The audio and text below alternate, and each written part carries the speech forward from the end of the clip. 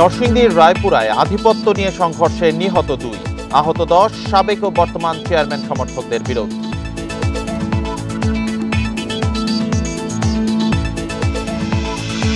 সমভাবে ভোট আয়োজনে নেওয়া হবে সব পদক্ষেপ, জানালেন ইসি সানাউল্লাহ। নিরপেক্ষ ও সাহসী অফিসারদের দেয়া হবে দায়িত্ব।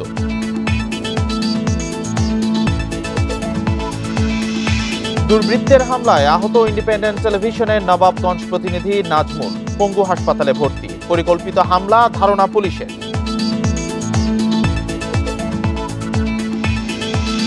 প্রাথমিকের সব বই শিক্ষার্থীদের কাছে পৌঁছে যাবে এই সপ্তাহেই, জানালেন উপদেষ্টা। ঝরে পড়া বন্ধ ও উপস্থিতি বাড়াতে নির্দেশনা।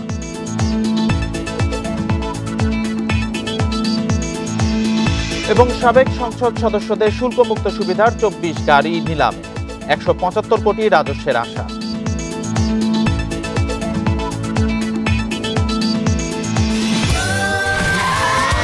Saudi Extreme.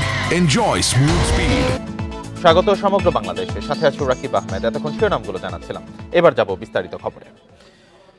নরসিংদীর রায়পুরায় আধিপত্য বিস্তার নিয়ে দুই পক্ষের সংঘর্ষে 2 জন নিহত হয়েছেন, আহত হয়েছেন অন্তত 10 জন। সকালে উপজেলার চরাঞ্চলে এই সংঘর্ষের ঘটনাটি ঘটে। নিহতরা হলেন বাঁশগাড়ি এলাকার বাসিন্দা আলমগীর হোসেন আলম ও আলী আহমেদ। পুলিশ ও স্থানীয়রা জানায়, দীর্ঘদিন ধরে আধিপত্য বিস্তার নিয়ে আওয়ামী লীগের রাজনীতিতে সম্পৃক্ত বাঁশগাড়ি ইউনিয়ন পরিষদের সাবেক চেয়ারম্যান আশরাফুল হক সরকার ও বর্তমান চেয়ারম্যান রাতুল হাসানের সমর্থকদের মধ্যে বিরোধ চলে আসছিল। এর জেরে আজ সকালে দুই পক্ষের লোকজন আগ্নেয়াস্ত্র ও দেশীয় অস্ত্র নিয়ে দফায় দফায় সংঘর্ষে জড়ায়।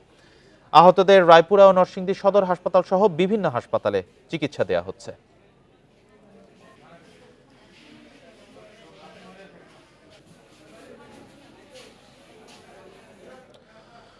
প্রধান নির্বাচন কমিশনার এএমএম নাসির উদ্দিন বলেছেন, আওয়ামী লীগ জাতীয় নির্বাচনে অংশ নিতে পারবে কিনা তা নির্ভর করছে দলটির নিবন্ধন থাকছে কিনা তার উপরে। এছাড়া সংস্কার কমিশনের দেয়া সুপারিশ নিয়ে প্রশ্ন তুলেছেন তিনি। বলছেন, সেখানে এমন কিছু প্রস্তাব রয়েছে যাতে কমিশনের স্বাধীনতা ক্ষুণ্ণ হবে।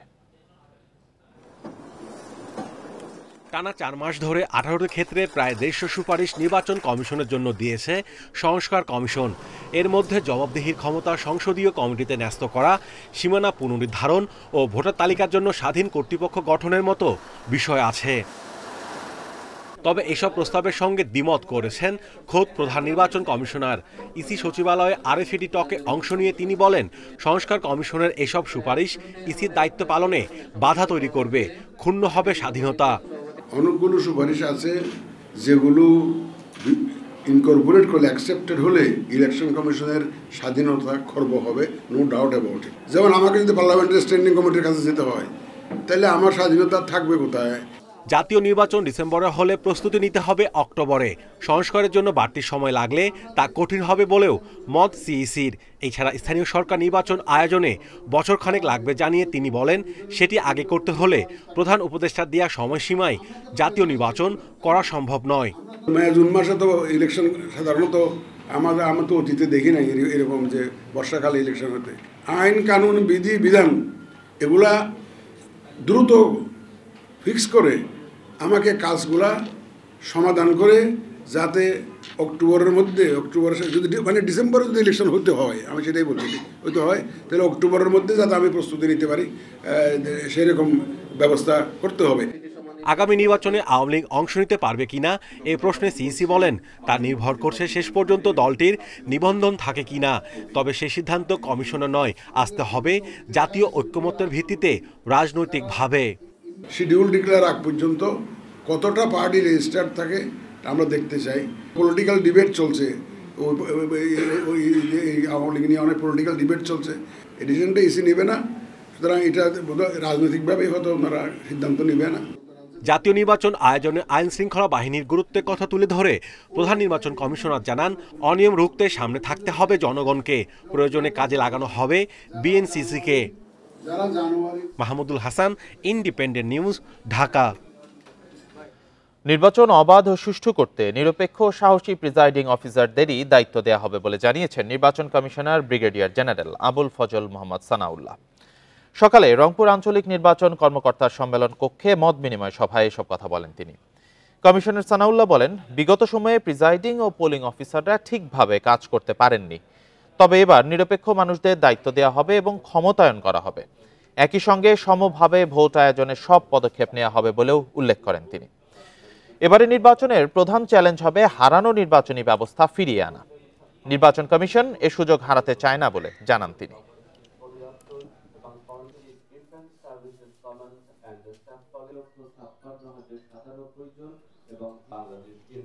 আমরা নিশ্চিত করব যে আমাদের যে পুল অফ অফিসার্স আছে তাদের মধ্য থেকে বেছে নিরপেক্ষ এবং যারা কাজ করার মতো সাহসী তাদেরকেই ইনশাল্লাহ আমরা এবার নির্বাচন করব এবং তাদেরকে শুধু নির্বাচন করাই না, তাদেরকে সম্পূর্ণ ক্ষমতায়ন করা যাতে করে তারা স্বচ্ছভাবে এই প্রক্রিয়া সম্পন্ন করতে পারেন। স্থানীয় ঢাকার নবাবগঞ্জে দুর্বৃত্তদের হামলা শিকার হয়েছেন ইন্ডিপেন্ডেন্ট টেলিভিশনের নবাবগঞ্জ প্রতিনিধি নাজমুল হোসেন। এই ঘটনায় আহত হয়েছেন আমাদের সময়ের স্থানীয় প্রতিনিধি। শনিবার রাতে উপজেলার রাহুহাটি এলাকায় এ হামলার ঘটনাটি ঘটে।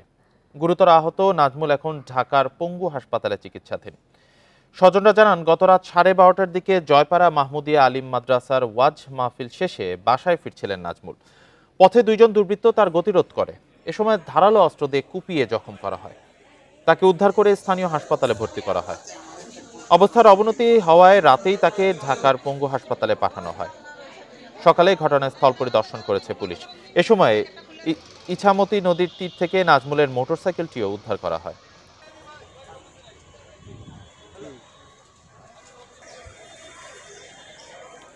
চট্টগ্রামের সাবেক এমপি আবু রেজা মোহাম্মদ নিজামুদ্দিন নদভিকে চান্দগাঁও থানার আলাদা দুটি হত্যা মামলায় 5 দিনের রিমান্ড মঞ্জুর করেছে আদালত।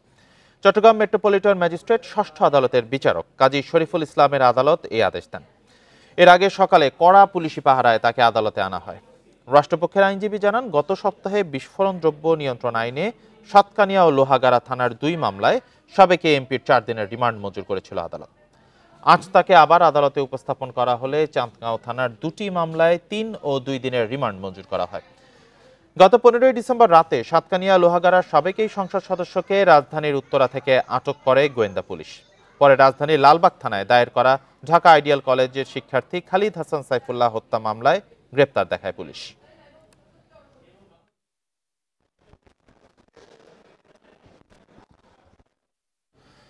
এই সপ্তাহের মধ্যেই প্রাথমিকের সকল বই শিক্ষার্থীদের কাছে পৌঁছে যাবে বলে জানিয়েছেন প্রাথমিক ও গণশিক্ষা বিষয়ক উপদেষ্টা ডাক্তার বিধান রঞ্জন রায় পোদ্দার।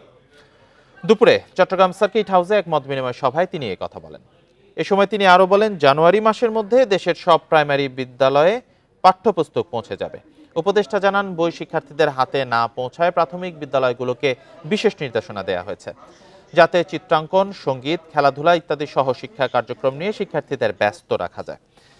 সভায় প্রান্তিক এলাকাগুলোতে প্রাথমিক শিক্ষার্থীদের ঝরে পড়া বন্ধ ও উপস্থিতি বাড়াতে বিভিন্ন নির্দেশনা দেন উপদেষ্টা।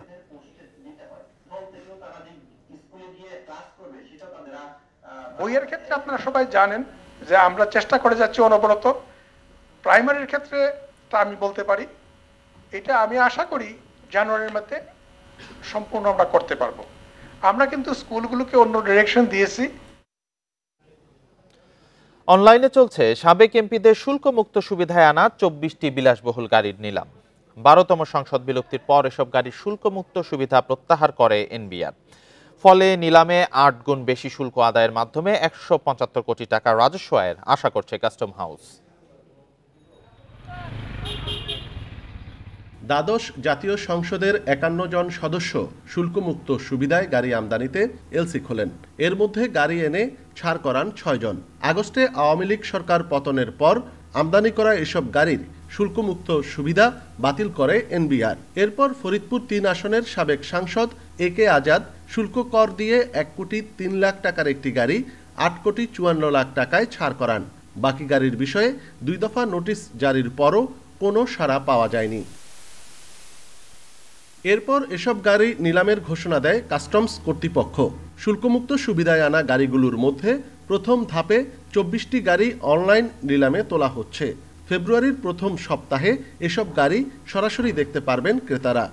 কিছু গাড়ির তালিকা বন্দর থেকে আমাদের কাছে সরবরাহ করেছে, যেটা আমরা আরএল বলি, যেটু আমদানি করা হয়েছে কিন্তু এখন পর্যন্ত খালাস করা হয়নি। 24টা গাড়ি যেটা আমদানি করা সব থেকে সাবেক সংসদ সদস্য, বিগত যে সংসদ যেটা ছিল সেটার তারা সংসদ সদস্য ছিলেন।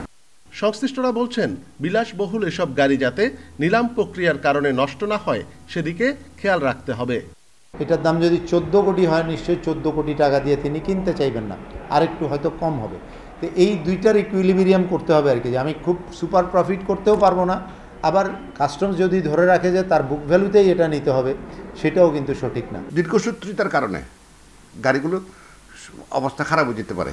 সুবিধার জন্য আমরা একটা মতামত দিতে চাই যে এই গাড়িগুলোকে কোনোভাবে ওই প্রক্রিয়ার মধ্যে, দীর্ঘসূত্রিতার প্রক্রিয়ার মধ্যে যাতে ফেলা না হয়।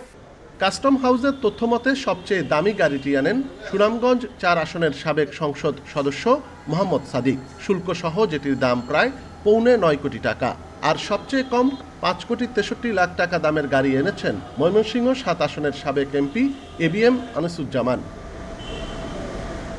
অনুপম শীল, ইন্ডিপেন্ডেন্ট নিউজ, চট্টগ্রাম। নির্বাচন নিয়ে বিতর্ক জাতির জন্য আরেকটি ক্রান্তিকাল হয়ে যেতে পারে, যার সুযোগ পলাতক ফ্যাসিবাদের দোসররা নিতে পারে বলে মন্তব্য করেছেন বিএনপির যুগ্ম মহাসচিব শহীদুদ্দিন চৌধুরী অ্যানি। দুপুরে লক্ষ্মীপুর কলেজিয়েট উচ্চ বিদ্যালয়ে এক অনুষ্ঠানে তিনি এই কথা বলেন। এ সময় তিনি বলেন, বিএনপি মহাসচিব মির্জা ফখরুল ইসলাম আলমগীর নিরপেক্ষ নির্বাচনের কথা বলেছেন। মহাসচিবের এই দাবি করাটা খুবই যৌক্তিক বলেও মন্তব্য করেন তিনি। যেহেতু নিরপেক্ষ নির্বাচন জনগণের দাবি, সে দাবি অন্তর্বর্তী সরকারের শোনার মানসিকতা থাকতে হবে। ফ্যাসিস্টরা দেশের ভাবমূর্তি ও নির্বাচন বিতর্কিত করতে চায় জানিয়ে তিনি সব নেতাকর্মীদের ষড়যন্ত্রের বিরুদ্ধে সজাগ থাকার আহ্বান জানান। যদি বিএনপির মহাসচিব সম্পর্কে একটা কাউন্টার তৈরি হয়, এটা কিন্তু ঠিক হবে না। এটা জাতির জন্য আরেকটা ক্রান্তিকাল হয়ে যেতে পারে। কারণ পলাতক ফ্যাসিবাদ, এই বিতর্ক পলাতক ফ্যাসিবাদের জন্য একটা সুযোগ তৈরি হতে পারে। পার্বত্য চট্টগ্রামে সহিংসতা ও সংঘাত কমাতে অবিলম্বে শান্তি চুক্তির পূর্ণাঙ্গ বাস্তবায়নের দাবি জানিয়েছে আঞ্চলিক সংগঠন ইউপিডিএফ গণতান্ত্রিক। সকালে খাগড়াছড়ির দীঘিনালার হেডম্যান, কারবারি শিক্ষক ও ইউনিয়ন পরিষদের চেয়ারম্যান ও সদস্যদের সাথে মত বিনিময় করেন দলটির শীর্ষ নেতারা। এ সময় তারা অভিযোগ করেন, পার্বত্য শান্তি চুক্তির পর এসব এলাকায় অন্তত 25টি সাম্প্রদায়িক হামলার ঘটনা ঘটেছে। সবশেষ গত বছরের 19 ডিসেম্বর দীঘিনালার লার্মা স্কোয়ারে হামলার ঘটনা ঘটেছে। এসব ঘটনায় উদ্বেগ প্রকাশ করেন বক্তারা। এ সময় পাঠ্যপুস্তক থেকে আদিবাসী শব্দ সম্বলিত গ্রাফিতি মুছে ফেলায় ক্ষোভ জানানোর পাশাপাশি মুছে ফেলা গ্রাফিতি পুনর্বহালের দাবি জানান।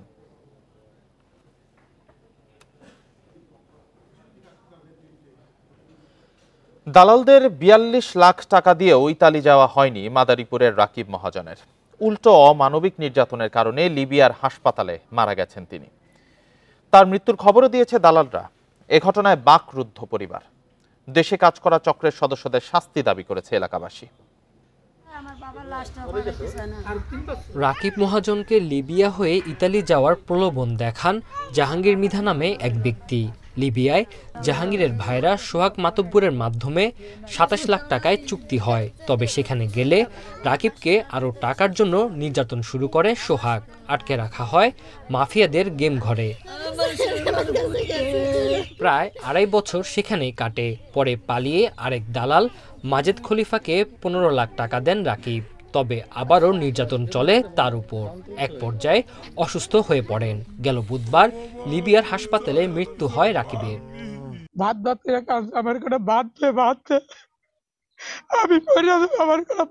সোহাগ মাতবার মনে করেন নিয়ে আমার বাবার একটা শেষ মাসা লিবিয়া হাসপাতাল ভর্তি করিয়া শেষ মাসে আমার বাবার মৃত্যুবাসী করে দিছে। রাকিবের এমন পরিণতিতে শোকাচ্ছন্ন এলাকাবাসী। দোষীদের শাস্তির দাবি তাদের। আমার বাইরে ওরা গেম ঘরে রাখা মাইরা লাইছে, এর সুষ্ঠু তদন্ত চাই এবং আমরা বিচার চাই। এটার এই ঘটনায় কোনো অভিযোগ পায়নি পুলিশ। মামলা হলে তদন্ত করার কথা জানিয়েছে আইন শৃঙ্খলা বাহিনী। পরামর্শ দিতে চাই, আপনারা বৈধভাবে, বৈধ পন্থায় সরকারি যেসব প্রসেস আছে সেগুলো ফলো করে যেন তারা বিদেশে গমন করার প্রয়োজনীয় ব্যবস্থা গ্রহণ করে। একইভাবে ইউএনও জানিয়েছেন, পরিবার আবেদন করলে মরদেহ ফেরত আনতে ব্যবস্থা নেওয়া হবে। বৈধ পথে থাকলে লাশটা ফেরত আনা, প্রবাসী কল্যাণের মাধ্যমে ফেরত আনা অনেক ইজি হয়, কিন্তু যেহেতু এটা অবৈধ পথে আছে, এখন এটা প্রবাসী কল্যাণ মন্ত্রণালয় থেকেই বলতে পারবে যে এটা কিভাবে ওখান থেকে আনা সম্ভব। মানব পাচারে একটি শক্ত সিন্ডিকেট মাদারীপুরে কাজ করছে বলে অভিযোগ আছে। বিভিন্ন গণমাধ্যমের খবর বিশ্লেষণে জানা যায়, গেল ৩ মাসে নির্যাতনের কারণে অন্তত ১০ জনের মৃত্যু হয়েছে লিবিয়ায়। Independent news. শুধুমাত্র নামের মিল থাকায় দীর্ঘ ১ যুগ ধরে মামলার বোঝা বয়ে বেড়াচ্ছেন শরীয়তপুরের জাজিরা পৌরসভার বাসিন্দা স্বপন খান। পুলিশের গাফিলতির কারণে স্বপন খান দীর্ঘ ভোগান্তিতে পড়েছেন বলে অভিযোগ স্বজন ও মানবাধিকার সংস্থা। এ বিষয়ে আদালত থেকে তদন্তের নির্দেশ পেলে অধিকতর তদন্ত করা হবে বলে জানান পুলিশ সুপার। দীর্ঘ ১ যুগ ধরে অপরাধ না করেও অস্ত্র মামলার বোঝা বয়ে বেড়াচ্ছেন জাজিরা পৌরসভার ৩ নম্বর ওয়ার্ডের কৃষক মালেক খানের ছেলে স্বপন খান। পুলিশের কোনো অপরাধের তালিকায় নাম নেই তার। পরিবারের অভিযোগ, এক আসামির নামের সাথে মিল থাকায় গ্রেপ্তার করা হয় তাকে। মামলার নথি বিশ্লেষণ করে দেখা যায় ২০০৯ সালের ১২ ডিসেম্বর গুলশান থানার একটি অস্ত্র মামলায় আসামি করা হয় জাজিরা মুল্লা ইউনিয়নের হামগাঁও গ্রামের স্বপন খান ওরফে সুমন খানকে।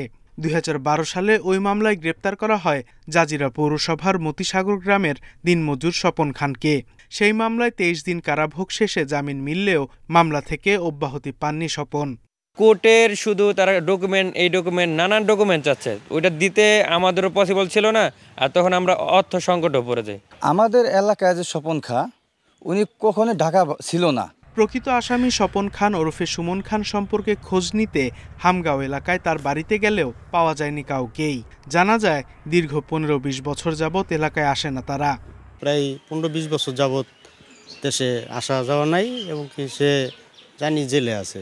মামলার তদন্ত কর্মকর্তার দায়িত্বে অবহেলার জন্য এমন ভুল হয়েছে বলে জানিয়েছে মানবাধিকার সংস্থা। যে মামলার যিনি তদন্তকারী কর্মকর্তা, তিনি যদি সঠিকভাবে তদন্ত করতেন তাহলে প্রকৃত স্বপন খানকে উদ্ঘাটন করে তাকে আসামি করতে পারতেন।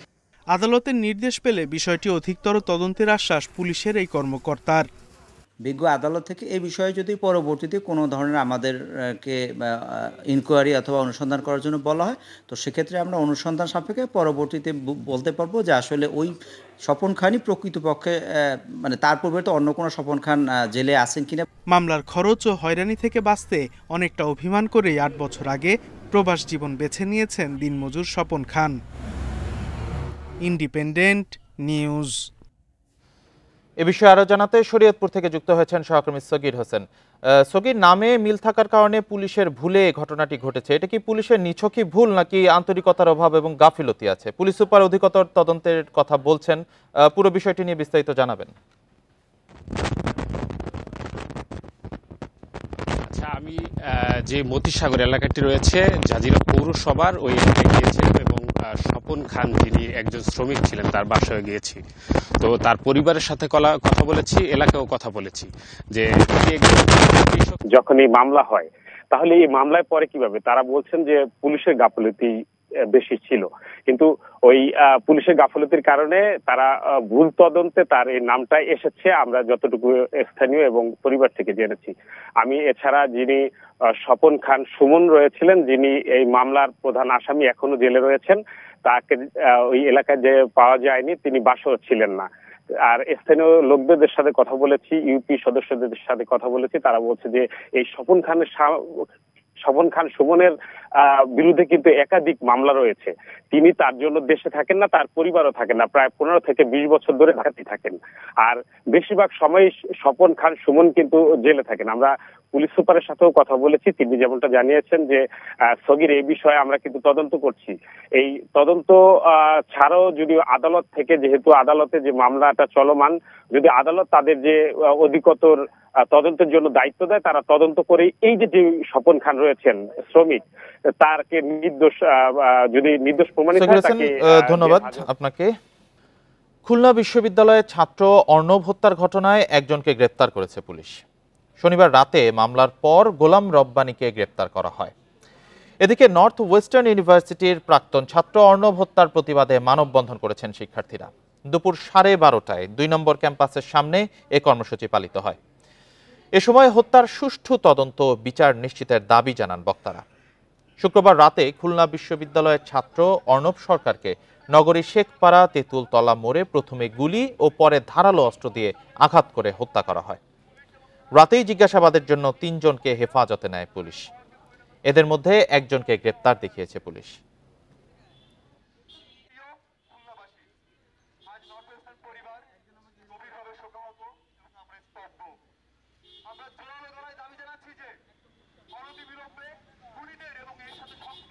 এই হত্যাকাণ্ডটা কেন হয়েছে এর পুঙ্খানুপুঙ্খ বিচারের দাবিতে আমরা আজকে নর্থ ওয়েস্টার্ন ইউনিভার্সিটির সকল শিক্ষার্থীবৃন্দ এখানে উপস্থিত হয়েছি। নর্থ ওয়েস্টার্ন পরিবার যারা ছিল তারা হচ্ছে তাদের ভাই হত্যার, আমাদের অর্ণব ভাই হত্যার বিচার চাচ্ছে। পঞ্চগড়ে নিয়োগ বাণিজ্য, দুর্নীতি ও অনিয়মের অভিযোগে জেলা ও দায়রা জজ সহ আদালতের 4 বিচারকের অপসারণ দাবিতে আদালত ঘেরাও কর্মসূচি পালন করছে জেলা বৈষম্য বিরোধী ছাত্র আন্দোলনের নেতারা। রোববার দুপুর 2:30টা থেকে আদালত চত্বরের ভেতরে বিচারক, আইনজীবী, কর্মকর্তা কর্মচারী, পুলিশ সহ বিচার প্রার্থীরা আটকা পড়েন। দুপুর 3টার দিকে তারা আদালতের সামনে পঞ্চগড় ঢাকা মহাসড়ক অবরোধ করে। এতে কয়েকশো যানবাহন আটকা পড়ে। 4 বিচারকের অপসারণে 24 ঘন্টার আলটিমেটাম দেওয়া হয়েছিল। 3 দিনেও কেউ কোনো পদক্ষেপ না নেওয়ায় এসব কর্মসূচি পালন করে বৈষম্য বিরোধী ছাত্র আন্দোলনের নেতাকর্মীরা।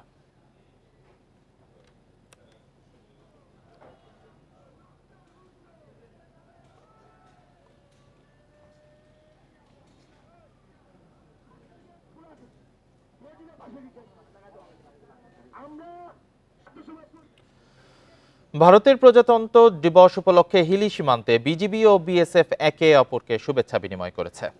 সকাল 10:30টায় হিলি সীমান্ত চেকপোস্টে গেটের শূন্য রেখায় ভারতের কমান্ডার রোহিত শর্মা বিজিবির কোম্পানি কমান্ডার শাহাদাত হোসেনকে মিষ্টি দিয়ে প্রজাতন্ত্র দিবসের শুভেচ্ছা জানান। এ সময় সেখানে 2 বাহিনীর নারী পুরুষ সদস্যরা উপস্থিত ছিলেন। সীমান্তে সম্প্রীতি, ভ্রাতৃত্ববোধ বজায় রাখতে নানা দিবস ও উৎসবে 2 বাহিনী একে অপরকে উপহার বিনিময় ও শুভেচ্ছা জানায়।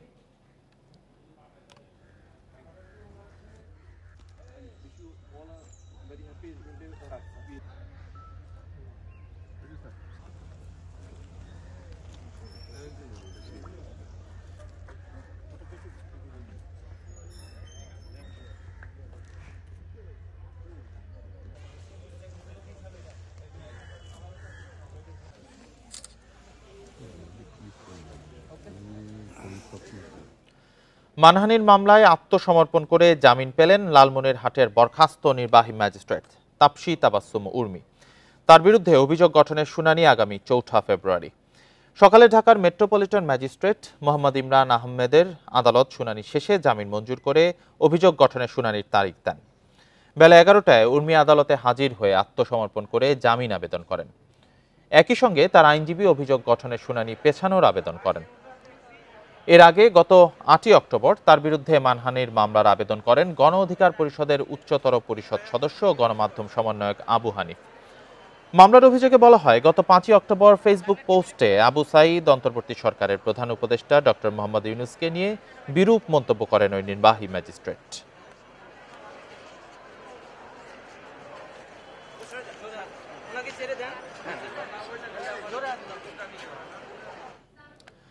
আর এই ছিল সমগ্র বাংলাদেশের আয়োজনে ইন্ডিপেন্ডেন্ট টেলিভিশনের সব খবর আরো বিস্তারিত জানতে চোখ রাখুন ফেসবুক, ইউটিউব, এক্সে। সাথে থাকার জন্য ধন্যবাদ সবাই।